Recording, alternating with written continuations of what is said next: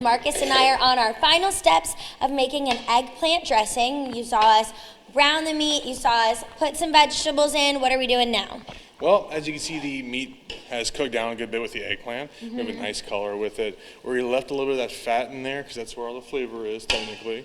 So what we're going to do now is, I think it's cooked down enough you can barely see the eggplant, which is a good way to actually get your kids to eat eggplant if they don't like vegetables. Can't even see it. Smart. We're getting tricky here on GMA. Tricky. So what I'm going to do now is I'm going to add some cooked rice to this, right? Like this. I probably don't have enough rice, but that's okay because I like this one a little bit more wet, I guess, my rice dressing.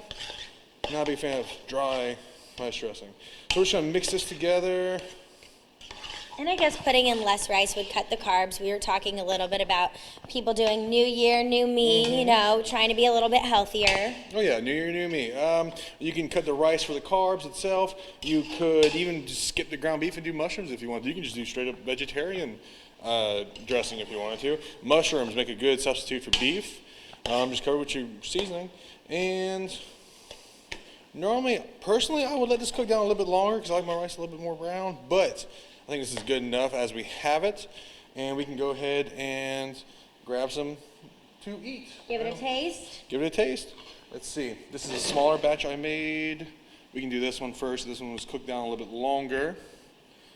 So we'll go ahead and do that one. It's going to be very hot. No burger mo. Oh, but it's really good. I'm a big fan. Okay, so you said you originally had planned on this for the holidays, but I think it's good for any time of year. And I taste a little bit of spiciness. Did you add some spices? I added our seasoning blend right here. That we have our own seasoning blend. Okay. You can add whatever kind you want to, or you can just do separate seasonings. I like that one because it has a little bit of everything. It's not too salty. It's not too spicy. Normally, you would want to go with salt, cayenne pepper, paprika, garlic powder if you're not using real garlic, and a little bit of onion powder. Okay. Yum. Well, thank you so much.